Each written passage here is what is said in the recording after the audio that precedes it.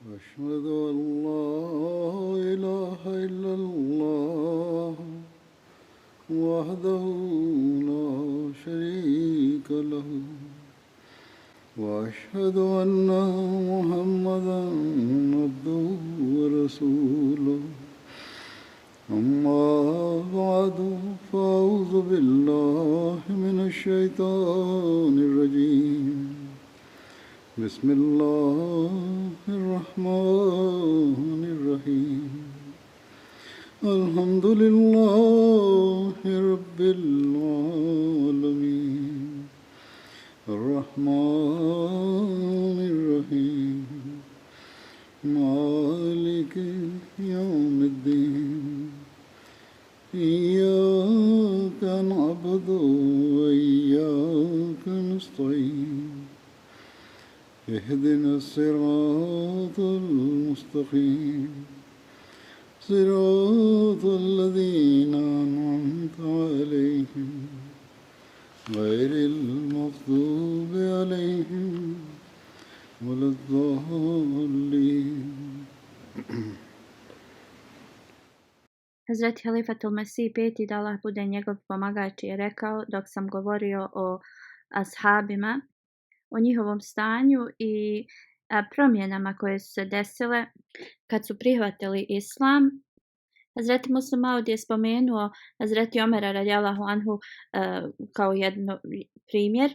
Ovo sam već spomenuo ranije, ali sada ću ponovo da spomenem. Hazreti Muslim Maud radijallahu anhu kaže: pogledajte kako su ashabi časnog poslanika sallallahu alejhi ve sellem postali i koji status su postigli. Oni su ovo postigli na način zato što su dali sve od sebe. Ako vidimo, oni su bili najveći protivnici poslanika sallallahu alejhi ve sellem. Ako pogledamo na Hazreti Omera radijallahu anhu, on je bio jedan od najvećih neprijatelja poslanika sallallahu alejhi ve sellem i krenuo je da ga i ubije. I kada je sreo nekog na ulici, taj ga je čovjek upitao: gdje si krenuo? On mu je odgovorio: krenuo sam da ubijem Muhameda sallallahu alejhi ve sellem.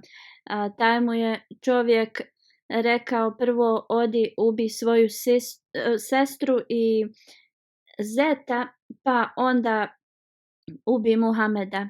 Kad je ovo Hazreti Omer radijallahu anhu čuo, još je postao ljući i krenuo je prema njihovoj kući.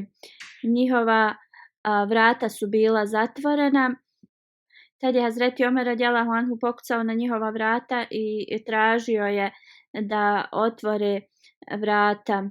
Kad su oni to čuli, bili su u velikom strahu i nisu mu otvarali vrata. Onda je Hazreti Omer rekao: ako ne otvorite mi vrata, kao on će ih provaliti. I tada se jedan ashab je tu bio, podučavao je Kur'anu i taj ashab i Omerov zet su se sakrili i njegova sestra je otvorila vrata. Hazreti Omer radijallahu anhu je upitao nju šta si radila i ko je bio što je nešto čitao njima. Ona je pokušala da promijeni temu. Onda je rekao: kogod je to učio treba da i meni kao pročita. I njegova sestra je rekla: ti nećeš poštovati to i ako želiš da nas ubiješ, mi to nećemo da uradimo. I onda je on rekao: kunem se da neću da budem kao negativan prema tome. To jeste neće, bit će sa poštovanjem će se obhoditi prema tome. I onda bili su mu ti ajeti pročitani i počeo je da plače i onda je otišao prema poslaniku sallallahu alejhi ve sellem i dalje je nosio mač u ruci. Kad ga je poslanik sallallahu alejhi ve sellem ugledao, rekao mu je: Omere, šta je, dokle će ovo da traje? I onda je Hazreti Omer i tad je plakao i rekao je krenuo sam da te ubijem, ali i ja sam sa kao riječima iz Kur'ana dotaknut. Što se tiče koliko se Hazreti Omer radijallahu anhu bojao uzvišenog gospodara, u hadisu Hazreti Omer radijallahu anhu je rekao i kada koza nestane u Eufratu rijeci, ja se bojim da će me Allah držati odgovornim za to. U drugom hadisu se spominje da je Hazreti Omer radijallahu anhu rekao da ako kamila nestane u Eufrat rijeci, boji se da će ga Allah dželešanuhu držati odgovornim za to. Hazreti Enes bin Malik prenosi, kaže, bio sam jednog dana sa Omerom radijallahu anhu u nekoj bašči i čuo je kako Hazreti Omer govori sebi: o sine Hatabov, postao si vođa kao muslimana i trebaš da se mnogo bojiš Allaha. A u drugom smislu on će zaista da te kazni ako ne budeš se bojao. Kafa bil mauti, a na njegovom prstenu je pisalo to da je smrt kao smrt treba da bude uvijek da podstiče ljude da se boje Allaha. Abdullah bin Šehzad prenosi da je čuo kako Hazreti Omer radijallahu anhu plače mnogo u namazu, učeći sljedeći ajet. To jeste ajet koji govori da jedino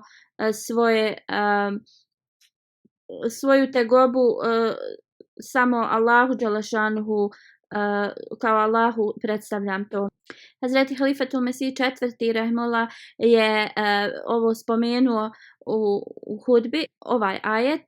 On govori u vezi ovoga svojim riječima, da je Hazreti Abdullah bin Šehzad rekao da je jednom Hazreti Omer predvodio namaz i da je ovaj prenosijec bio u zadnjem safu. Kako god mogao sam da čujem Hazreti Omera koliko je dovio, da sve moje probleme i sve moje poteškoće ja predstavljam Allahu dželešanuhu i ne treba mi niko drugi da govorim nikom drugom o ovome.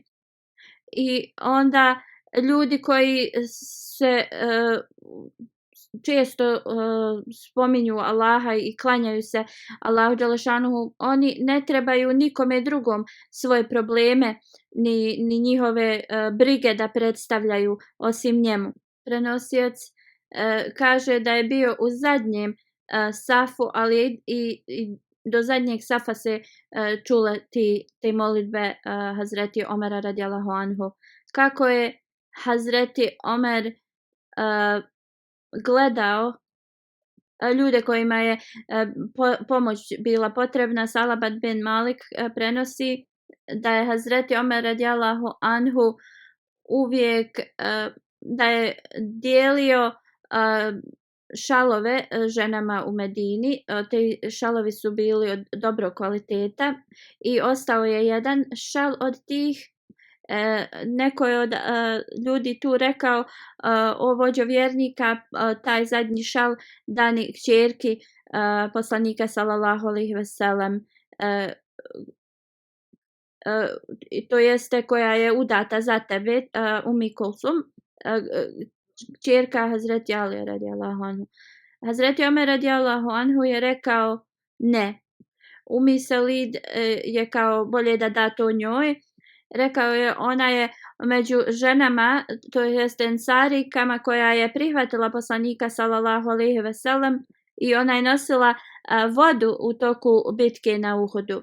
Također imamo u hadisma da se prenosi kako je Hazreti Omer radijallahu anhu lijepo se odnosio prema ljudima ili njihovim porodicama koji su se žrtvovali na bilo koji način za islam. Zaid bin Aslim prenosi od svog oca, kaže da je otišao na market i neka mlada žena je rekla, posalamila je Hazreti Omera i rekla je: o vođo vjernika, moj muž je preminuo i imamo malu djecu, i kao tako me Allaha nemaju ništa da jedu, niti imaju zemlju da obrađuju, niti imaju životinje da mogu da imaju mlijeko od njih i boji se da će zbog toga djeca da od gladi pomru. I rekla je da je ona kćerka od Hufaf bin Gafarija i rekla je da je njen otac bio uz poslanika sallallahu alejhi ve sellem na ugovoru Hudejbija.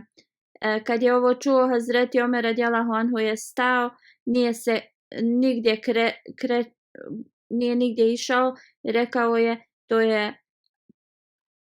je velika žrtva, i onda je otišao svojoj kući i vratio se sa kamilom i stavio je 2 vreće žitarica i također između tih 2 vreća je stavio novac koji će joj biti dovoljan za cijelu godinu i odjeću također.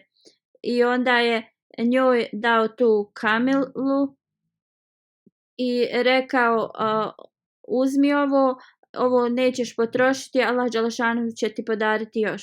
Neko je rekao: o vođo vjernika, dao si previše ovoj ženi. Hazreti Omer je rekao: neka tvoja majka žali za tobom, to jeste pokazao je svoje nezadovoljstvo na njegov komentar i rekao je: tako mi Allaha, mogu i dalje da vidim njenog oca i brata na koji način su se borili dugo vremena i kao oni su osvojili veliku tvrđavu i onda sljedeći dan se taj ratni plijen podijelio svima. I ovo je razlog zašto ona zaslužuje sve to. Na način na koji je Hazreti Omer radijallahu anhu gledao stare ili bilo ko je imao neke zdravstvene probleme, invalide i slično. Hazreti Talha radijallahu anhu prenosi da jedne noći je vidio da Hazreti Omer ide iz svoje kuće i vidio ga je da ulazi u jednu kuću pa u drugu i tako dalje, i onda je Hazreti Talha otišao u tu jednu kuću i vidio je jednu staricu koja je bila slijepa. Hazreti Talha je upitao onaj čovjek koji je dolazio po noći zašto je dolazio, šta radi ovdje. Ta žena kaže: on meni pomaže već dugo vremena, on radi moj posao i počisti. I onda je Hazret Talha rekao: o Talha, neka tvoja majka žali za tobom, otišao si da tražiš neku krivicu u vezi Omera radijallahu anhu, a našao si sasvim drugačiji odgovor. I ovdje možemo vidjeti službu koja je izvanredna i način na koji je Hazreti Omer radijallahu anhu služio svoj narod. Postoje mnogi hadisi koji nam govore na koji način je Hazreti Omer služio svoj narod. Kad bi Hazreti Omer radijallahu anhu vidio da neke potrebe njegovog naroda nisu bile ispunjene, bio bi vrlo nervozan u vezi toga. I o ovome sam govorio u mojim prijašnjim hudbama. Kao jednom kad je dijete plakalo, Hazreti Omer je pitao zašto to dijete njeno plače i ona je rekla zato što Omer nije odredio mjesečni dodatak djeci koja doje, i ona je pokušavala da to svoje dijete odbije od dojenja i tako da to dijete može da dobije hranu, i da njeno dijete plače zato što je gladan. I kad je to čuo, Hazreti Omer je bio mnogo potrešen od toga i odmah je naredio da joj se hrana da. I onda je objavio da svako dijete koje se rodi dobiva mjesečni doplatak. Isto tako jedna žena koja je putovala i nije imala hrane, njena djeca su plakala u noći I kad je Hazreti Omer radijallahu anhu saznao u vezi ovoga, bio je vrlo zabrinut. Odmah je otišao i on je odnio hranu. I nije bio zadovoljan sve dok nije on napravio hranu i nahranio tu djecu i vidio tu djecu da se smiju. Hazreti Muslim Maud radijallahu anhu kaže, samo pogledajte na ovaj primjer Hazreti Omera radijallahu anhu. Znači, svi carevi iz svijeta, kraljevi su bili u strahu od njega, ali taj isti Omer u isto vrijeme postane toliko prestrašen kad vidi da su djeca od ove žene gladna i plaču.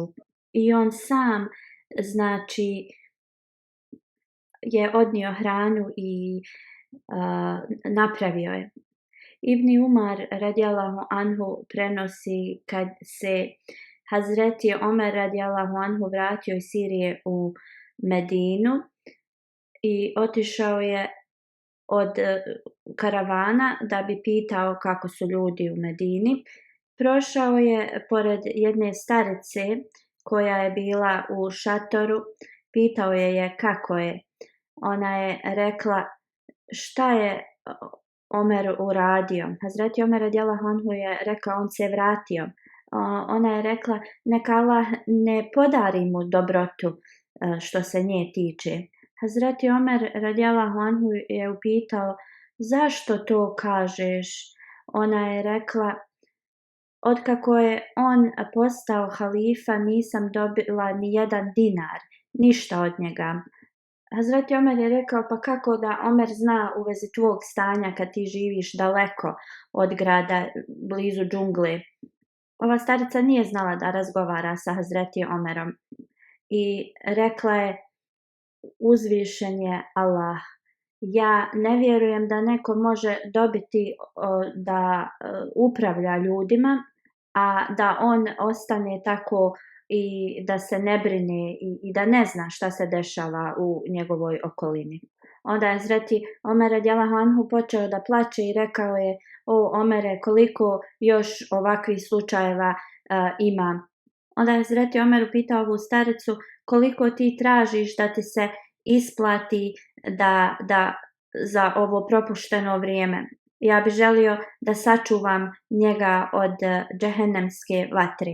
I pitao je koliko da ona traži da bi mu oprostila, da bi oprostila Hazreti Omeru radijallahu anhu. Ona je rekla nemoj me ismijavati, neka ti se Allah smiluje. Hazreti Omer radijallahu anhu je rekao ja tebe ne ismijavam i nastavio je da je ispituje dok mu nije rekla. Dao joj je 25 dinara kao isplatu za ovu nepravdu koja joj je učinjena. Oni su bili i dalje su razgovarali, tad je došao Hazreti Ali i Abdullah bin Masud radijallahu anhu i rekli su, nazvali su mu selam i rekli su vođo vjernika. Ova starica je stavila ruke na svoju glavu i rekla je neka mi se Allah smiluje, govorila sam loše o vođi vjernika. Tad je Hazreti Omer radijallahu anhu rekao nikakva krivica nije na tebi, neka ti se Allah smiluje. Onda je Hazreti Omer radijallahu anhu tražio kožu na koju može da napiše, ali nije našao i onda je otkinuo od svoje odjeće i napisao je u ime Allaha milostivog samilosnog. I napisao je ovaj ugovor je ugovor između Omera i te žene. I napisao je sva nepravda koja je učinjena od kako je Omer postao halifa, danas je isplaćena i na sudnjem danu ako bude ispred Allaha govorila loše o Omeru, Omer je kao iskupio se za to. I Ali i Abdullah bin Masud radijallahu anhu su svjedoci ovome. I onda je to dao Hazreti Aliju i rekao ako ja preminem prije tebe, onda stavi ovo u moj mezar. Često prolazimo kroz to da ljudi kada ugovaraju brak svoje djece imaju velike standarde, Ali kakvi su bili standardi u vezi ovoga Hazreti Omera radijallahu anhu? Hadis koji prenosi Aslam, koji je bio oslobođeni rob Hazreti Omera, on kaže: jedne noći hodao sam sa Hazreti Omerom radijallahu anhu izvan Medine. Da bi se odmorio, Hazreti Omer radijallahu anhu je sjeo pored kuće i uslonio se uza zid. Jedna starica je govorila svojoj kćerki: probudi se i dodaj vode u mlijeko. A njena kćerka je rekla: zar nisi čula da je vođa vjernika rekao da se to ne smije raditi? Njena majka je rekla: niti je vođa vjernika ovdje, niti ta osoba koja je kao dala taj oglas. Ta njena kćerka je rekla: tako mi Boga, nije u redu da mi samo pokazujemo poslušnost njemu dok su oni prisutni, a ako nije tu da pokazujemo neposlušnost. Hazreti Omer radijallahu anhu je bio toliko sretan sa ovim riječima od njene kćerke i rekao je: o Aslam, zabilježi ova vrata. Sljedećeg dana Hazreti Omer radijallahu anhu je poslao nekoga da upita da se ova djevojka uda za njegovog sina Aslama, sina Asima. I kada je vidio koliko je ona iskrena, Hazreti Omer radijallahu anhu je želio da se njegov sin oženi s njom. U jednom hadisu Selima prenosi: išao sam kroz market jednog dana i Hazreti Omer je također prolazio tuda. Hazreti Omer je nosio kao bič u svojoj ruci i rekao mi je da o Selima hodaj u stranom, i udario me po mojoj odjeći tim njegovim bičem. Pomjerio sam se u stranu, Hazreti Omer nije ništa govorio. Godina dana je prošla od toga i opet sam se sreo sa Hazreti Omerom na tom marketu. Hazreti Omer radijallahu anhu me je pitao: o Selima, da li planiraš ići na hadž ove godine? Odgovorio sam: da, vođo vjernika. Tad je me on uzeo za ruku i odveo me njegovoj kući i onda mi je dao jednu kesicu u kojoj je bilo 600 dirhama i rekao mi je: o Selima, koristi ovo za bilo koje potrebe koje budeš imao. I ovo je da bi se ja također iskupio prije godinu dana kad sam te udario svojim bičem. I Hazreti Selma kaže: rekao sam: o vođo vjernika, ja sam totalno zaboravio u vezi toga i danas si me posjetio na to. Hazreti Omer radijallahu anhu je također uvijek gledao i obraćao veliku pažnju na cijene na marketima.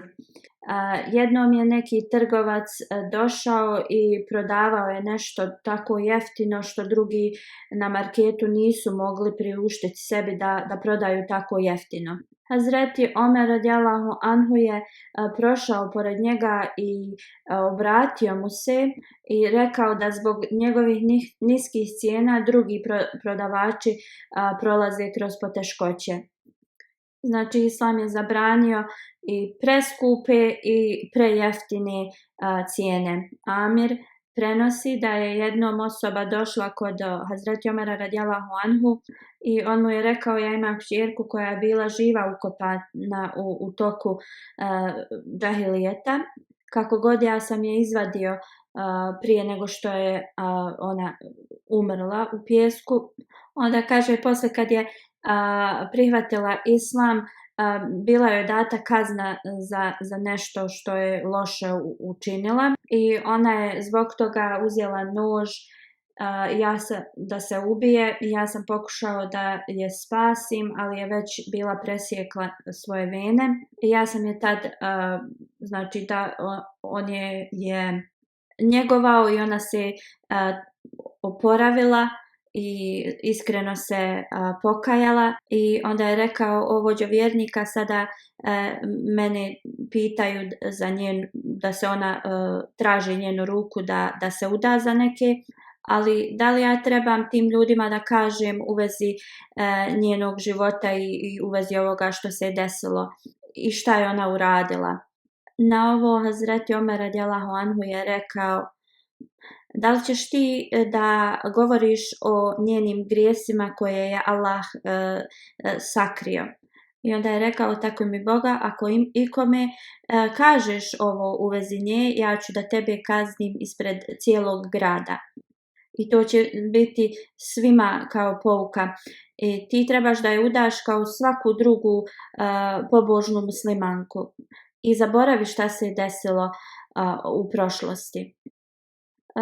Zabilježeno je da je se neka dolina zvala Amvas, 6 milja udaljena od Ramla mjesta. Prema knjigama iz historije to se zove mjesto gdje je kuga se desila i onda se proširila cijelom Sirijom. Mnoge smrti su se desile zbog ove kuge. Neki zabilježavaju da je bilo 25.000 mrtvih. Hazreti Omer radijallahu anhu je krenuo prema Siriji i došao je do Sihr. Tu se je sastao sa komandantima iz armije. To je bilo jedno selo kod Tabuka koje je blizu Sirije, granice Sirije. Tu su ga informisali da u Amvasu kuga hara i Hazreti Omer se vratio natrag. Detalje o ovome detalji su zabilježeni u Buhariju. Također sam ovo spominjao u vezi drugog ashaba u prijašnjim hudbama. I kad je Hazreti Omer radijallahu anhu došao do ovog mjesta, sastao se sa komandantima armije i on je bio informisan da ima kuga u Siriji.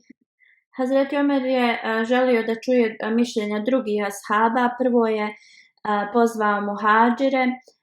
Neki su govorili da trebaju da nastave, dok su drugi rekli da trebaju da se vrate, zbog toga što su ashabi časnog poslanika sallallahu alejhi ve sellem bili prisutni, onda trebaju da se vrate natrag, a ne da idu naprijed gdje kuga je se proširila. Hazreti Omer radijallahu anhu im je rekao da odu i da pozovu Ensarije, i Ensarije su također bili istog mišljenja. Onda je Hazreti Omer pozvao starije Kurejšije. Oni su svi rekli da trebaju da se vrate nazad jer ne trebaju da idu u mjesto gdje ima kuga. Hazreti Omer radijallahu anhu je prihvatio ovaj prijedlog i odlučio da se vrati nazad. Hazreti Ebu Ubejda je rekao da li je moguće da osoba pobjegne od nečega što je Allah mu propisao. Hazreti Omer radijallahu anhu je rekao: o Ebu Ubejda, želio bi da je neko drugi rekao te riječi koje si ti sad izgovorio, da to nisi bio ti. Zaista mi se odlazimo od jednog Allahovog određenja prema drugom. Da imaš neke kamile pa dođeš u jednu dolinu gdje s jedne strane je zelena trava, s druge je suha zemlja. Zar ne bi bilo Allahova odredba da ih odvedeš na stranu gdje je zelena trava, da se mogu najesti? A isto tako, ako bi odlučio da odeš na stranu gdje nema trave, zar i to ne bi bilo Allahovo određenje? Prenosilac ovog hadisa kaže: tada je Hazreti Abdurrahman bin Auf stigao. On je bio nečim drugim zauzet i nije bio na tom skupu. Hazreti Abdurrahman bin Auf je rekao: ja imam odgovor za ovaj problem. Čuo sam jednom da je poslanik sallallahu alejhi ve sellem rekao da ako čujemo da postoji negdje u nekom mjestu neka zarazna bolest, onda mi ne trebamo da putujemo tu. A ako se također osoba živi u tom mjestu, onda ne trebaju da napuštaju to mjesto da bi pobjegli od te bolesti i da idu u druga mjesta. Kad je ovo čuo, Hazreti Omer se zahvalio Allahu dželešanuhu i krenuo nazad. Zbog toga, zato što nije još bio ušao u tu mjesto gdje je kuga bila, Hazreti Omer radijallahu anhu se je vratio. Ali pošto je Ebu Ubejda bio komandant i već je bio u tom mjestu, onda je on ostao tu sa armijom. Kada se vratio u Medinu, Hazreti Omer radijallahu anhu je bio vrlo zabrinut za muslimane u Siriji i razmišljao je kako da se muslimani zaštite od te kuge. Posebno se brinuo u vezi Hazreti Ebu Ubejda radijallahu anhu i jednog dana Hazreti Omer radijallahu anhu poslao pismo Hazreti Ebu Ubejdi i rekao da mu je on potreban za neki posao i kada dobije to pismo da se odmah treba vratiti u Medinu. I rekao mi je, ako ovo pismo dobiješ po noći, ne čekaj jutro pa da kreneš. A ako ga dobije izutra, ne treba čekati večer da krene nazad. Ovo je taj stepen ljubavi koju je on osjećao prema Hazreti Ebu Ubejdi. Kada je Hazreti Ebu Ubejda pročitao ovo pismo, rekao je, ja znam razlog zašto me vođa vjernika treba. I rekao je, neka Allah bude milostiv prema Hazreti Omeru, on želi da produži život onome kojemu je određeno, to jest drugim riječima da Allah dželešanu zna najbolje šta je zapisano za njega. I Hazreti Ebu Ubejda je odgovorio na ovo pismo i rekao, o vođo vjernika, ja znam koja je tvoja želja, ali molim te nemoj mi naređivati da se vratim natrag. Dozvoli mi da ovdje ostanem, ja sam jedan od vojnika ove armije, šta god je Allah odredio, to će da se desi, ali kako da ja njih ostavim? Kad je Hazreti Omer radijallahu anhu pročitao pismo, počeo je da plače. Ti prisutni ashabi koji su bili tu rekli su, o vođo vjernika, da li je Hazreti Ebu Ubejda preminuo? A Hazreti Omer je rekao ne, ali postoji mogućnost da će. Onda se razgovarao je sa nekim ashabima i napisao je pismo ponovo Hazreti Ebu Ubejdi, rekao je, ti si armiju spustio u mjesto, u dolinu, ali on mu je naredio da ih odvede na planinski nivo gdje je zrak čist. Hazreti Ebu Ubejda je razmišljao u vezi ovoga kako da izvede ovo naređenje, ali tada se razbolio. Hazreti Ebu Ubejda je postavio Hazreti Muaz bin Džabela za komandanta, također je i on preminuo od kuge. Hazreti Muaz je postavio Hazreti Amara bin Alase za komandanta. On je održao govor rekavši, kada ima, kao kad bolest izbije, ona se širi kao vatra, onda trebamo da se zaštitimo od toga i da se sakrijemo na planinama. Hazreti Amar bin Alas je odveo tu vojsku u planinu dok se kuga nije smirila i na kraju se i završila. Kad je Hazreti Omer radijallahu anhu čuo u vezi ovoga, bio je vrlo zadovoljan i ne samo da je bio zadovoljan, već je to bilo ispunjenje njegove naredbe koju je bio dao. Osim Ebu Ubejde, Hazreti Muaz bin Džebel, Hazreti Jezid Ebu Sufjan, Haris bin Hišam, Suheil bin Amr, Utba bin Suheil i još mnogi poznati ashabi su tad preminuli od kuge.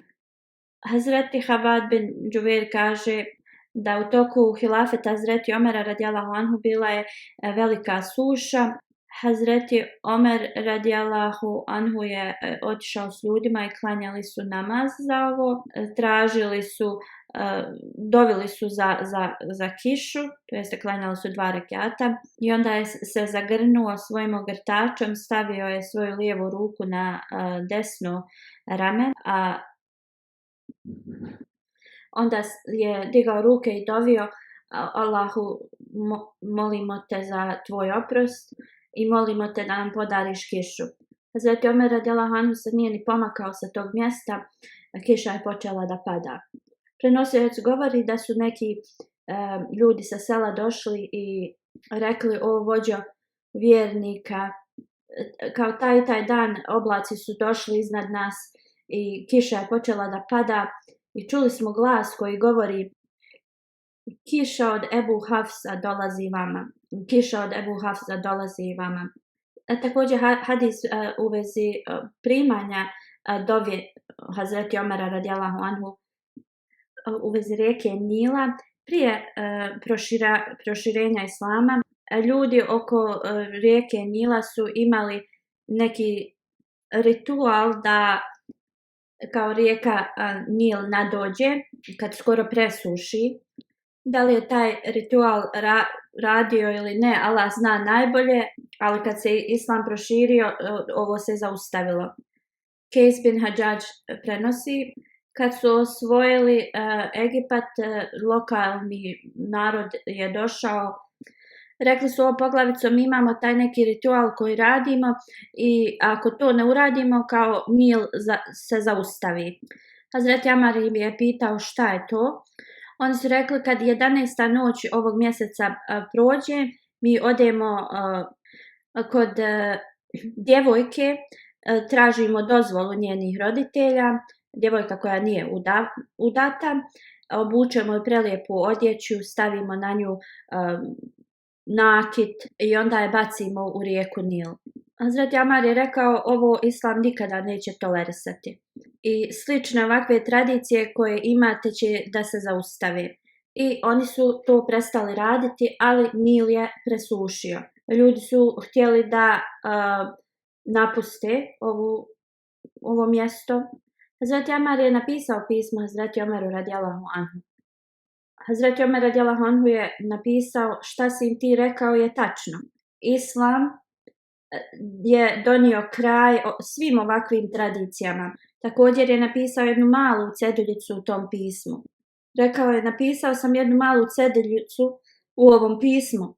Ti ćeš to da baciš u rijeku Nil. Kad je Hazreti Amar dobio ovo pismo od Hazreti Omera, otvorio je tu malu ceduljicu kojoj je pisalo. Omer bin Hatab, sluga Allahov i vođa vjernika, naređuje rijeci Nilu u Egiptu. O Nile, ako ti tečeš svojom voljom, onda zaista zaustavi se i nemoj više teći. Kako god, ako tvoj tok je upravlja Allah dželešanuhu, onda ja se molim njemu da te učini da potečeš. Hazreti Amar je stavio tu ceduljicu, bacio je u Nil jedan dan prije tog njihovog datuma. Allah dželešanuhu je učinio da Nil nadođe u mjeri od 16 ruka samo u toku jedne noći.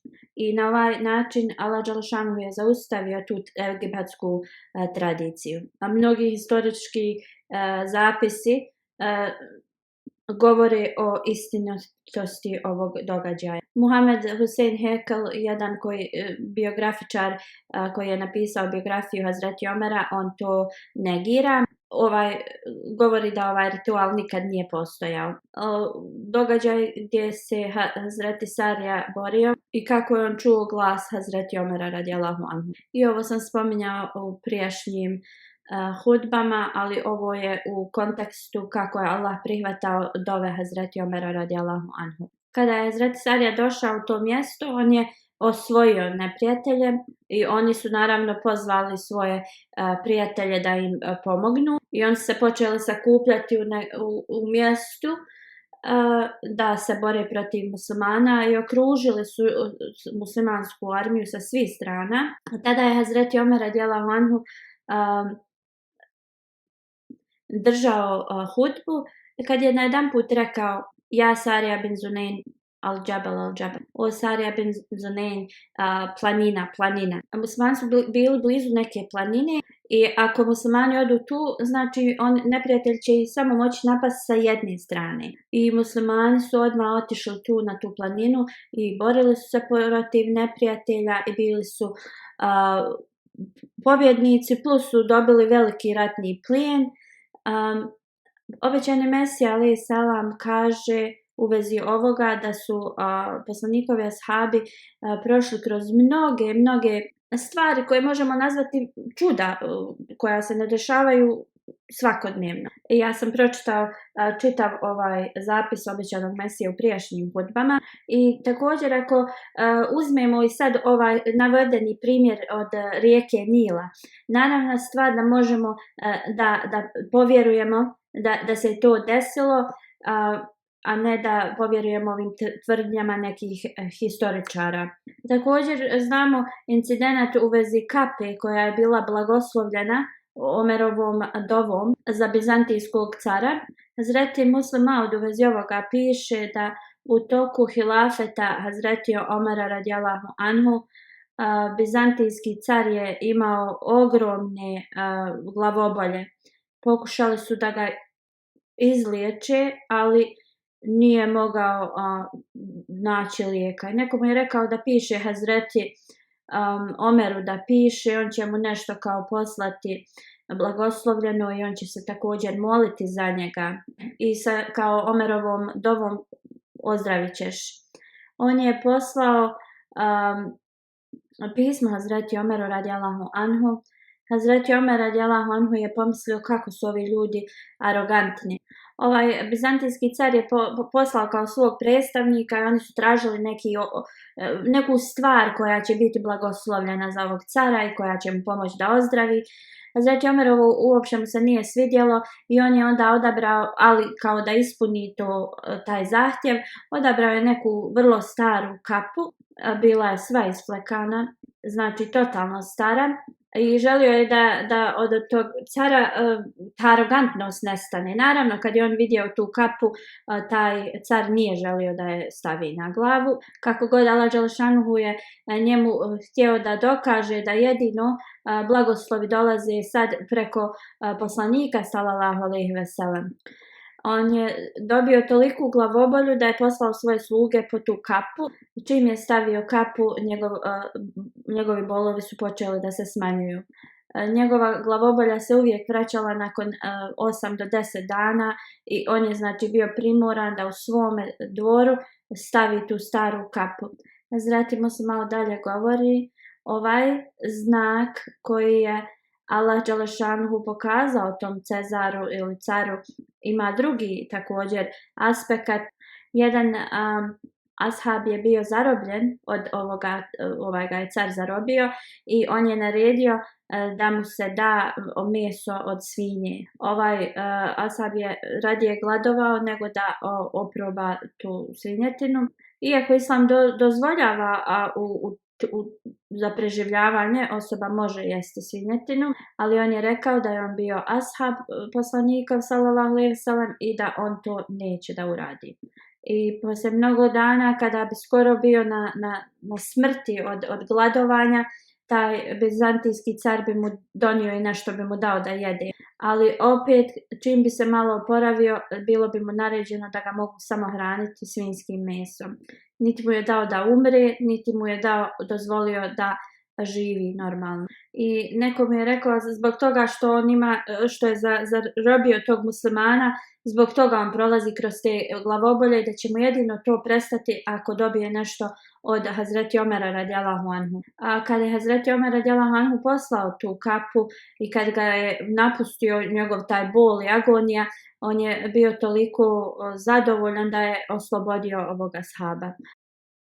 Ovo ga, iako mu je pomagalo, razlučivalo ga je toliko i on je onda otvorio tu kapu i u njoj je bilo zamotana mala ceduljica gdje je pisalo ime Allaha, milostivog, samilosnog.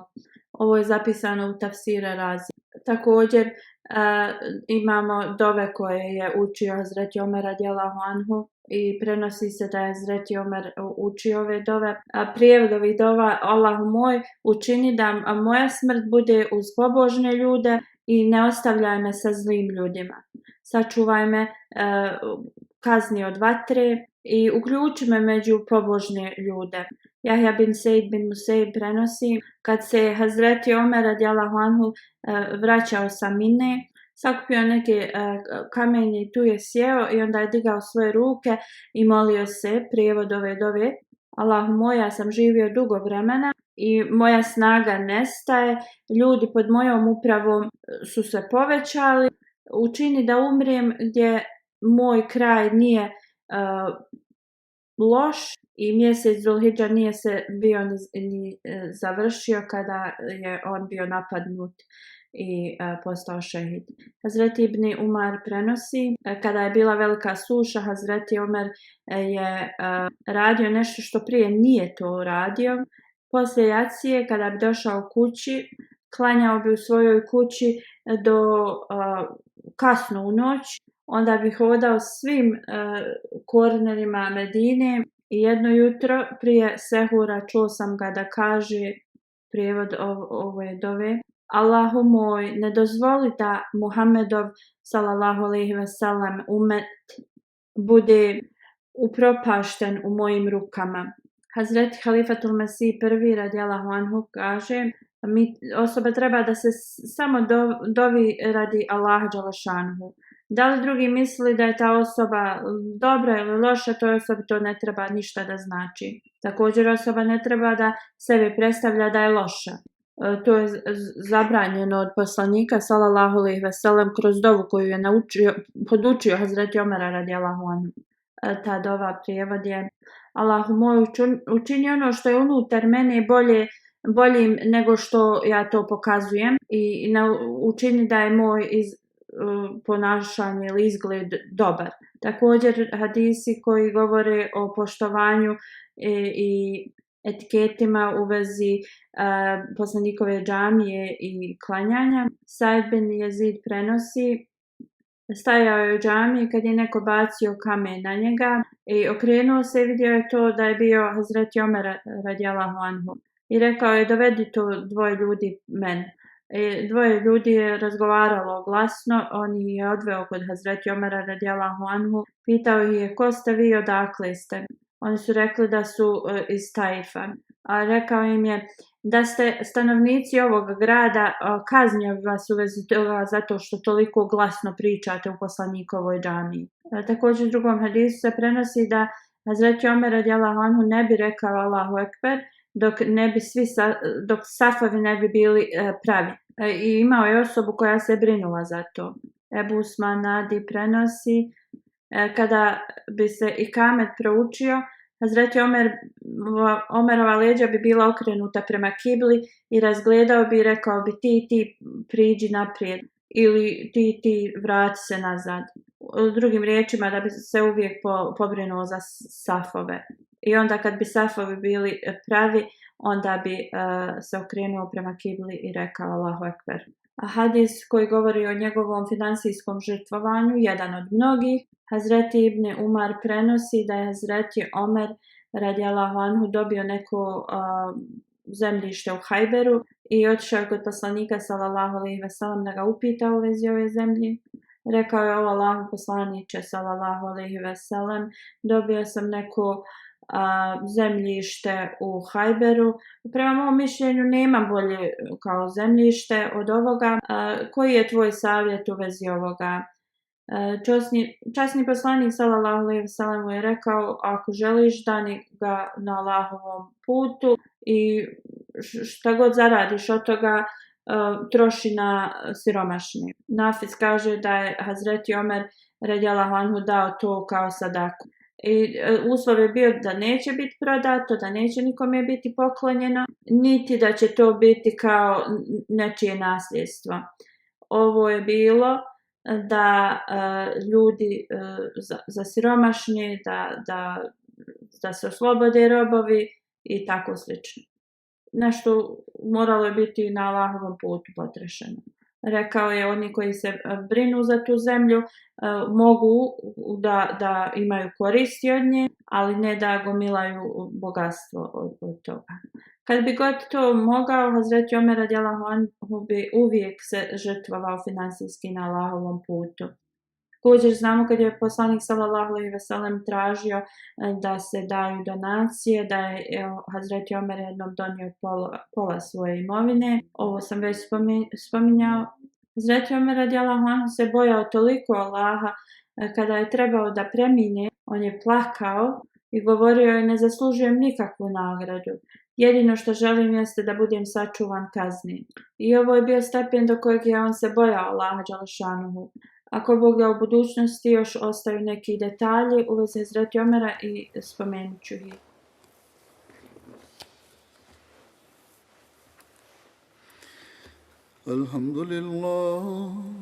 الحمد لله نحمده ونستعينه ونستغفره ونؤمن به ونتوكل عليه ونعوذ بالله من شرور أنفسنا ومن سيئات أعمالنا من يهده الله فلا مضل له ومن يضلل فلا هادي له ونشهد أن لا إله إلا الله ونشهد أن محمدا عبده ورسوله عباد الله رحمكم الله إن الله يأمر بالعدل والإحسان وإيتاء ذي القربى وينهى عن الفحشاء والمنكر والبغي يعظكم لعلكم تذكرون اذكروا الله يذكركم وادعوه يستجب لكم ولذكر الله أكبر.